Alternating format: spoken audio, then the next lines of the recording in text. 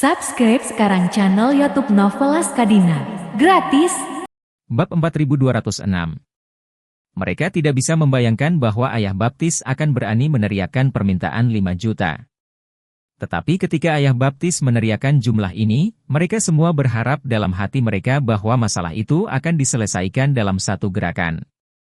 Tepat ketika 3 menit akan berakhir, ponsel Ayah Baptis itu berdering lagi. Ekspresi semua orang, semua dengan kegembiraan yang intens, semua orang secara tidak sadar mengepalkan tangan mereka, hanya menunggu hasil akhir itu. Pada saat ini, Ayah Baptis dengan tidak tergesa-gesa menekan tombol jawab dan mengucapkan sepatah kata pun dengan suara dingin, "Bicaralah." Asisten Jesse di sisi lain telepon sudah merasakan perasaan menindas dari Ayah Baptis. Dia hanya bisa berkata dengan kaku, "Bos kami telah menyetujui permintaan Anda. Tetapi Anda harus menjamin bahwa tidak ada yang akan melaporkan masalah ini ke polisi." Wajah semua orang di atas panggung langsung ditulis dengan kegembiraan. Dapat dilihat bahwa mereka semua berusaha mati-matian untuk menahan diri, agar tidak bersorak saat Ayah Baptis berbicara ke sisi lain. Pada saat ini, Ayah Baptis juga hampir pingsan karena kegembiraan di hatinya. Tapi dia masih mempertahankan nada suaranya dan berkata dengan suara dingin, "Kalau begitu, saya akan meminta seseorang menyiapkan daftar dan informasi pengumpulan keluarga masing-masing orang nanti. Dan Anda memiliki 24 jam untuk menyelesaikan pengiriman uang." Asisten Jesse sibuk berkata, "Kami tidak dapat membayar Anda semua 5 juta dolar sekaligus. Jika Anda mendapatkan uang dan kemudian pergi ke polisi, bagaimana kepentingan kami dijamin?"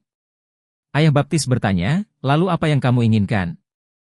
Asisten Jesse sibuk berkata, "Kami akan membayar Anda masing-masing 2 juta dolar dulu. Dan sisa 3 juta dolar akan dibayar dalam 36 kali angsuran selama 3 tahun. Bermimpilah." Ayah Baptis berkata tanpa berpikir.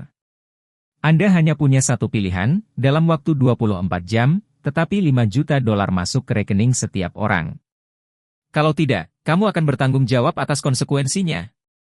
Asisten Jesse masih mencoba berdebat, "Lalu bagaimana kepentingan kita bisa dilindungi? Anda harus memberi kami perlindungan, bukan?" Ayah Baptis berkata dengan arogan, "Kamu memenuhi janjiku." "Janji?" Asisten Jesse berkata dengan suara dingin. "Siapa yang berani percaya pada janji seperti itu tanpa jaminan yang memadai?" Ayah Baptis bertanya secara retoris, "Apakah Anda pikir Anda punya pilihan lain selain memilih untuk mempercayai saya?" Asisten Jesse kehilangan kata-kata. Jesse, yang berada di samping, juga tampaknya telah menyerah dan melambaikan tangannya ke arahnya. Asisten Jesse harus menggertakkan giginya dan berkata, "Bagus. Kemudian lakukan seperti yang Anda katakan. Nanti saya kirimkan alamat emailnya setelah Anda menghitung daftar dan nomor rekening kwitansinya. Kirim ke email saya, ditambah saya membutuhkan anggota keluarga dari setiap orang yang hilang untuk mengambil video agar uangnya tidak jatuh ke kantong orang lain." "Baik." Ayah Baptis menahan keinginan untuk bersorak keras dan berkata dengan suara dingin, "Kirimkan saya alamat emailnya, saya akan menyiapkan semuanya." Setelah mengatakan itu, dia menutup telepon. Saat telepon ditutup, dia dengan bersemangat bersorak keras, "Mereka berjanji. Mereka bilang ya." Panggung adalah lautan kegembiraan, dengan sorak-sorai yang hampir mengubah gereja menjadi pasar ikan. Beberapa orang bahkan tidak bisa menahan kegembiraan mereka, bersorak keras sambil melompat di tempat, kegembiraan mereka luar biasa. Ayah Baptis itu kesurupan untuk sementara waktu. Dia melihat kerumunan orang yang bersukaria di atas panggung dan tiba-tiba merasa di luar kendali dan bingung. Samar-samar dia ingat bahwa di tahun 2006, ketika tim sepak bola pria Italia memenangkan Piala Dunia, kegembiraan orang-orang tampaknya hanya seperti ini. Bahkan, mungkin lebih dari itu, nyaris bermakna.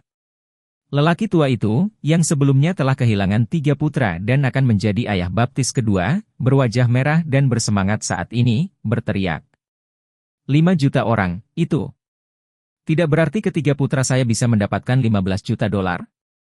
Segera seseorang menegurnya, "Albert, kamu hanya sampah. Kamu tidak boleh lupa bahwa nyawa ketiga putramu yang ditukar dengan itu."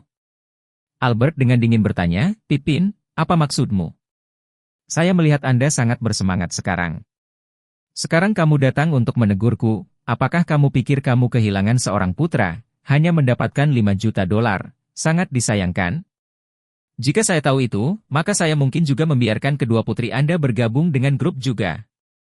Kamu, Pippen untuk sementara waktu tidak tahu bagaimana harus menjawab, hanya bisa marah, dan berkata, saya sudah lama ingin membiarkan mereka berdua bergabung dengan geng, tetapi geng itu punya aturan.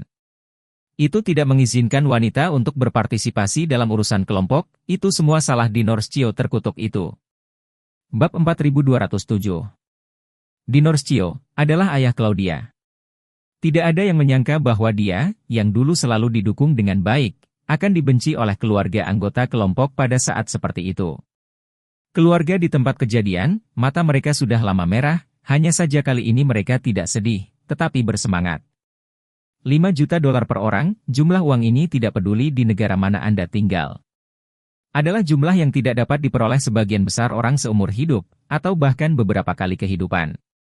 Jumlah uang yang begitu besar membuat sulit bagi setiap anggota keluarga di tempat kejadian untuk mengendalikan ekstasi jauh di lubuk hati. Jika ditempatkan di industri lain, ribuan anggota keluarga hampir tidak dapat dibeli 100% dengan uang. Tapi di dunia geng, kerabat ini entah bagaimana siap untuk kematian tragis di luar sana saat anggota keluarga mereka bergabung dengan geng. Apalagi tingkat kematian geng kerja itu sendiri sangat tinggi. Sesekali selalu ada kematian tragis dari kenalan, jadi semua orang lebih dari sedikit mati rasa. Sekarang, kompensasi 5 juta dolar tidak hanya cukup untuk menenangkan masing-masing dari mereka, tetapi juga cukup untuk sepenuhnya mengimbangi kesedihan batin mereka. Sehingga masing-masing dari mereka dapat dengan senang hati dan tanpa ragu menerima kondisi ini. Jadi, dengan kerumunan yang bersorak, konsensus sederhana tercapai, dapatkan uang dan tutup mulut. Apalagi banyak orang yang sudah mulai menghitung untuk meninggalkan Kanada. Alasan mereka meninggalkan Eropa dan Sisilia untuk datang ke Kanada untuk mencari nafkah hanyalah untuk keluar dari kemiskinan. Dan sekarang mereka sudah bisa kembali ke rumah dengan banyak uang di punggung mereka. Godfrey Herrian, sambil membantu semua orang dengan statistik, mendengarkan mereka mengobrol dengan penuh semangat satu sama lain. Semua tentang kapan mereka bermaksud untuk kembali ke Sisilia, dan hanya bisa menghela nafas. Sisilia yang indah. Tempat kelahiranku. Tiba-tiba ada ratusan keluarga lagi dengan aset jutaan dolar orang kaya dan berkuasa, di mana harga pasti melonjak cepat, kan? Memikirkannya, dia tidak bisa menahan tangis. Jika semua orang ini kembali ke Sisilia untuk menjalani kehidupan yang kaya, lalu bagaimana dengan masa depannya sendiri? Apakah dia akan menghabiskan sisa hidupnya sendirian di panti jompo di Vancouver? Di masa lalu, dia masih memiliki saudara laki-laki putranya yang masih hidup untuk merawatnya, tetapi sekarang, tanpa kecuali, mereka semua menghilang. Dia ditinggalkan sendirian, tanpa ada yang bisa diandalkan dalam hidup ini. Memikirkan hal ini, dia melihat penampilan ceria geng di depannya dan tiba-tiba merasakan ketidakadilan yang besar di hatinya. Saya kehilangan 5 putra, tetapi apa yang saya dapatkan sebagai balasannya? Seorang pria mendekam di panti jompo? Atas dasar apa? Mengapa saya harus mengalami nasib yang menyedihkan, sementara orang-orang ini, di sisi lain, dapat dengan gembira menunggu 5 juta dolar, atau bahkan lebih, untuk tiba. Lagi pula, uang ini, saya mendapatkannya untuk mereka dengan kebijaksanaan saya, dengan kemampuan saya. Tidak adil. Memikirkan hal ini, dia tiba-tiba merasa bahwa wajah rekan senegaranya dan wanita di depannya ini tiba-tiba menjadi keji. Dia mengepalkan tinjunya dan ragu-ragu, tetapi masih mengambil mikrofon dan berkata dengan dingin. Tuan-tuan, saya percaya ada satu hal yang harus kita sepakati. Dan itu, tanpa aku, kamu tidak akan bisa mendapatkan kompensasi yang begitu besar sama sekali, kan? Kerumunan semua berhenti sekaligus dan menatap ayah baptis, tidak tahu apa yang ingin dia katakan. Namun, sudah ada orang sensitif yang menyadari apa yang sedang terjadi dan berkata dalam percakapan berikut. Daen, benda lama ini tidak akan meminta keuntungan, kan? Segera seseorang bergema dengan suara rendah, Bali Matar tua ini, keluarganya sudah mati, untuk apa dia membutuhkan keuntungan? Uang ini adalah nyawa anakku, aku tidak akan memberinya sepeser pun. Seseorang berkata dengan sedikit simpati, hei, ayah baptis itu benar-benar sangat menyedihkan. Jika uang ini tiba, saya pribadi bersedia memberikan 500 dolar untuk mendukungnya. 500? Seseorang mengejek, Francisco, kamu terlalu pelit, hanya untuk memberi 500 dolar. Jika saya akan memberikan 1.000. Saya katakan, mengapa kita semua tidak memberikan $1.000 kepada ayah baptis setelah kita mendapatkan kompensasi? Kemudian orang tua itu akan mendapatkan hampir $800,000, cukup untuk masa pensiunnya. 1.000? Pria yang mengatakan dia tidak akan memberikan 1 sen pun berkata dengan suara dingin. Kalau begitu, dia akan mendapatkan $800 hanya untuk menggerakkan bibirnya. Mengapa? Nyawa anak saya hanya bernilai $5 juta. Saat orang banyak berdebat tentang ini, ayah baptis menggertakkan giginya dan berkata dengan acuh tak acuh. Jika kalian semua tidak mengatakan apa-apa, maka aku akan menganggapnya sebagai perjanjian diam-diam bahwa karena aku membantumu memenangkan begitu banyak kompensasi. Kamu setidaknya harus mengambil 10% dari kompensasimu sebagai hadiah untukku. Anda semua tahu bahwa bahkan jika Anda pergi ke pengacara untuk tuntutan hukum, pengundian pengacara tidak akan kurang dari 30%. Bab 4208. Pernyataan ini memicu kutukan. Persetan Bali Matar tua, hanya saja kamu masih menginginkan 10% dari kompensasi kami? Ya, kami menghormati Anda dan memanggil Anda ayah baptis, untuk mengatakan yang sebenarnya. Kamu adalah pria tua janda, meminta bantuanmu berarti memberimu wajah. Kamu benar-benar berpikir kamu adalah ayah baptis sejati. Jika kami tidak berpikir kamu begitu menyedihkan dengan 5 putra yang sudah mati, siapa yang akan menaruh benda tua sepertimu ini di mata mereka? DMN. Lelaki tua ini memiliki hati yang sangat kotor, tidak heran tidak ada satupun dari kelima putranya yang tersisa. Dia benar-benar pantas mendapatkannya. Ketika ayah baptis mendengar penghinaan ini, dia menggigil karena marah dan mengutuk dengan gigi terkatup. Jika saya tahu bahwa Anda adalah hal-hal yang tidak tahu berterima kasih, saya seharusnya tidak membantu Anda berjuang untuk mereka. Aku seharusnya membiarkanmu pergi ke polisi, dan kemudian kamu tidak akan mendapat kompensasi sepeser pun. Dengan itu, ayah baptis tiba-tiba teringat sesuatu dan berkata, benar. Anda Bali Matar yang tidak tahu berterima kasih, karena Anda tidak akan menyetujui permintaan saya. Aku tidak akan peduli tentang masalah ini lagi, jadi kamu bisa pergi ke orang tuamu dan meminta uang sendiri. Kemudian, ayah baptis itu berjuang kembali ke kursi rodanya sendirian, dan siap untuk meninggalkan gereja, mengayunkannya sendirian. Seorang pemuda segera melompat keluar dan berteriak dengan marah, Rian, kamu boleh pergi, tapi tinggalkan ponselmu. Ya. Yang lain segera bergema, kamu bisa keluar, tetapi telepon harus ditinggalkan di sini. Semua orang tahu bahwa ayah baptis mengandalkan ponselnya untuk menghubungi atasannya. Dan alamat email yang dikirim oleh atasannya juga ada di ponselnya. Apalagi jika mereka, keluarga, ingin mendapatkan kompensasi, mereka harus mengikuti permintaan atasan untuk menghitung dulu daftarnya. Kemudian rekam videonya, buktikan identitasnya dengan anggota yang hilang, dan terakhir berikan nomor rekening bank mereka dan tunggu pengambilannya. Jika ayah baptis pergi saat ini, apakah itu tidak akan menunda rencana besar semua orang untuk menjadi kaya? Sedangkan Rian sendiri tahu betul di dalam hatinya, alasan kenapa dia ingin meletakkan. Apakah menganggap ini sebagai ancaman untuk memaksa geng menyerahkan sedikit keuntungan kepadanya? Jika dia benar-benar menyerahkan telepon, apakah dia tidak akan memiliki kesempatan sama sekali? Jadi, dia menekan telepon di bawah pantatnya dan berkata dengan marah. Bukankah kalian mampu? Lalu pergi dan bicara sendiri dengan mereka. Aku pasti tidak akan memberikan ponselku padamu. Pria muda itu segera bergegas ke depan dan menghalanginya, berkata dengan mata terbuka lebar. Jika kamu tidak memberikan ponselmu, kamu tidak akan pergi. Betul sekali. Gelombang pemuda lain bergegas dan mengepung ayah baptis, dengan marah menegur, serahkan telepon. Melihat ini, ayah baptis segera berteriak, jika ada di antara kalian yang berani menyentuh saya akan segera melapor ke polisi. Tiba-tiba, kerumunan itu langsung bingung harus berbuat apa. Ayah baptis melihat bahwa kerumunan itu penuh dengan keraguan dan tidak bisa menahan cibiran. Dia tahu betul bahwa polisi adalah kelemahan mereka. Selama dia pergi ke polisi, mereka tidak bisa mendapatkan kompensasi sepeser pun. Jika dia tidak bisa mendapatkan uang, maka biarkan mereka juga tidak mendapatkannya.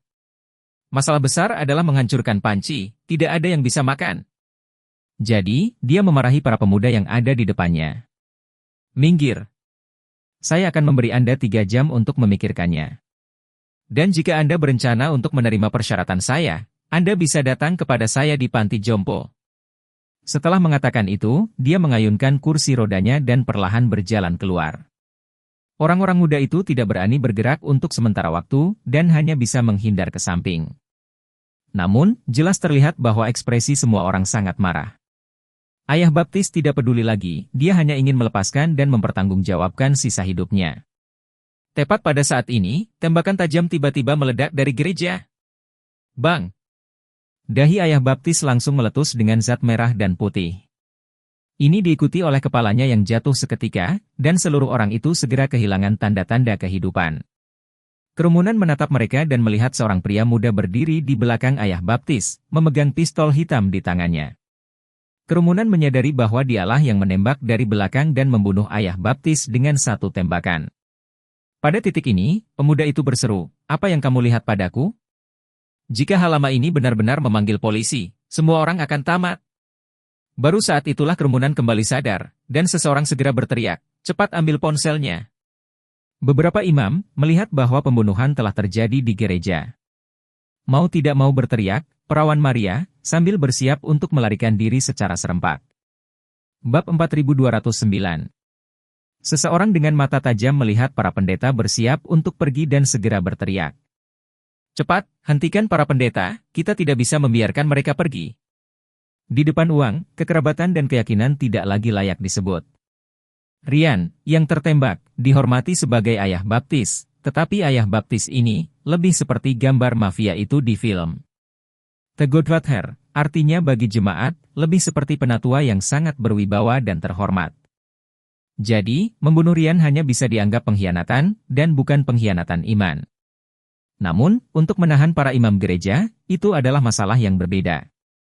Semua imam ini adalah pendeta dan mewakili iman mereka. Namun, fakta bahwa mereka bahkan mengendalikan semua pendeta untuk mencegah mereka keluar. Dan memanggil polisi sudah merupakan kutukan total terhadap iman.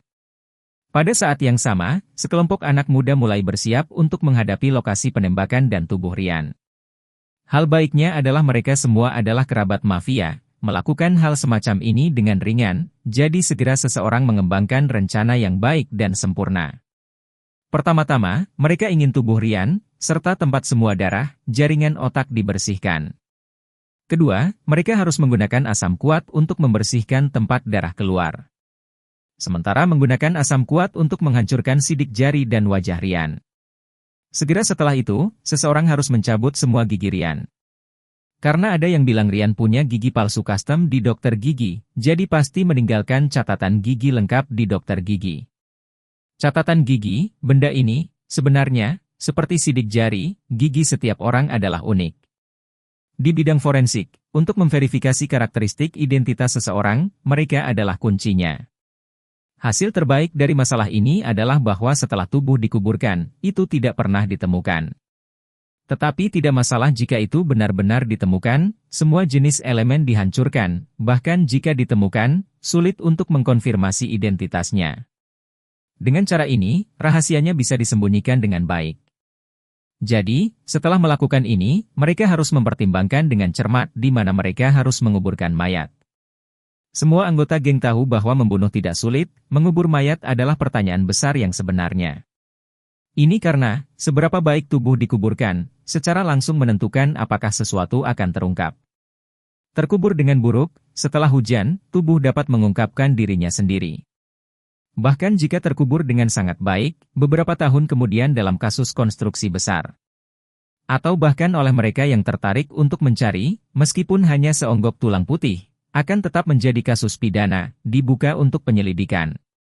Jadi, semua orang untuk sementara waktu khawatir tentang cara mengubur mayat. Ketika semua orang bingung, seorang pria paruh-baya berdiri dan berkata, "Ibuku meninggal karena sakit, baru dikubur kemarin, tanah kuburan baru diisi.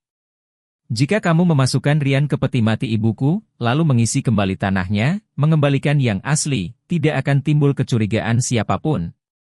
Kerumunan menyala, dan kemudian sorakan naik. Seseorang mengacungkan jempol, "Kamu benar-benar jenius." Semua orang merasa bahwa ide ini sangat brilian. Tetapi orang yang mengusulkan ide itu berbicara. "Tuan-tuan, seperti yang Anda tahu, hal semacam ini sangat tidak menghormati ibu saya yang sudah meninggal. Jadi saya harap semua orang dapat melihat titik ini dan memberikan beberapa kompensasi spiritual. Berbicara di sini, dia sibuk menjelaskan.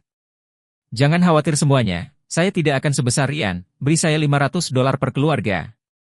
$500. Itu tidak banyak. Orang-orang bersama-sama dengan cepat menyetujuinya. Jadi, ayah baptis Rian akhirnya memiliki rumah terakhirnya. Bab 4210. Ketika ribuan keluarga memutuskan langkah selanjutnya, situasi di gereja benar-benar terkendali. Jenazah Alan telah dibawa kembali ke Seattle dari laut dengan pesawat amfibi. Selama kembalinya pesawat ke Seattle, seluruh orang Jesse masih agak kacau. Saudaranya sudah meninggal, dan $41 miliar akan segera hilang. Dan yang paling dia takutkan adalah masalah itu tidak bisa ditutupi. Jika masalah ini benar-benar tidak dapat ditutup-tutupi, dia takut dia hanya bisa menghilang sepenuhnya dari dunia ini. Kalau tidak, mereka yang memiliki banyak hubungan buruk sebagai VIP, tidak akan membiarkannya pergi. Jadi, meski $41 miliar membuatnya terluka, jika uang ini benar-benar bisa membuat semua keluarga tutup mulut, maka dia tidak akan cemberut. Sekitar 1 jam kemudian, mayat itu tiba di Seattle. Jesse takut orang tuanya tidak bisa menerimanya untuk sementara waktu. Jadi dia tidak berani mengirim jenazahnya ke rumah tetapi mengirimkannya ke rumah duka terlebih dahulu. Setelah itu, dia secara pribadi pergi ke rumah duka untuk melihat saudaranya untuk terakhir kalinya. Atas kematian Alan, Jesse menyalahkan dirinya sendiri jauh di lubuk hati. Dia merasa bahwa dia telah membawa saudaranya ke dalam lingkarannya sendiri. Namun gagal melindunginya dengan baik, dan akhirnya membiarkan dia kehilangan nyawanya karena terlibat dalam lingkaran ini. Saat dia melihat tubuh Alan di rumah duka, dia tidak bisa lagi mengendalikannya, memeluk Alan dan menangis dengan keras. Pemeriksa yang diundang oleh Alan bergegas menariknya dan berbicara. Tuan muda, Anda harus mengendalikan emosi Anda, jangan terlalu sedih. Dan tubuh tuan muda ketiga sebaiknya tidak kamu sentuh. Aku ingin mencoba mencari untuk melihat apakah ada petunjuk yang berguna. Baru saat itulah Jesse melepaskan mayat saudaranya dan mundur selangkah, menyeka air matanya sambil tersedak. Pastikan kamu memeriksa semuanya untukku, jangan lepaskan petunjuk apapun. Baik tuan muda. Pemeriksa buru-buru setuju untuk melakukannya dengan hormat. Kemudian datang pekerjaan otopsi yang sangat rinci. Penyebab kematian Alan adalah kematian karena syok akibat tembakan di jantung dan kehilangan banyak darah. Berdasarkan kondisi setiap luka dan perubahan halus pada tubuh di dekat luka, koroner menduga urutan di mana Alan ditembak. Jadi, dia berkata kepada Jesse, Tuan muda, dengan analisis saya, tuan muda ketiga seharusnya ditembak terlebih dahulu di kaki kanan. Kemudian di kaki kiri dan bagian pribadi, dan luka tembak di jantung, sebagai luka fatal secara alami di akhir. Jesse bertanya kepadanya, mengapa kaki kanan ditembak duluan? Dokter forensik menjawab, karena ketika tuan muda ketiga tertembak di kaki kanan. Kondisi ototnya lebih rileks, dan sepertinya dia langsung dipukul tanpa persiapan apapun. Tapi ketika kaki kiri ditembak, ototnya jelas lebih tegang daripada kaki kanan. Jadi bisa dilihat bahwa sebelum kaki kirinya ditembak, dia sudah bersiap-siap. Dengan demikian dapat dilihat bahwa kaki kanan dipukul di depan, dan kaki kiri ditembak di belakang. Apalagi selain dahinya tergores, wajahnya juga mengalami luka, dan juga kehilangan 8 gigi. Spekulasi awal seharusnya pihak lain tidak bersenjata ketika mereka menjatuhkan gigi. Berbicara tentang ini, ahli patologi forensik memberikan sedikit pukulan dan menambahkan.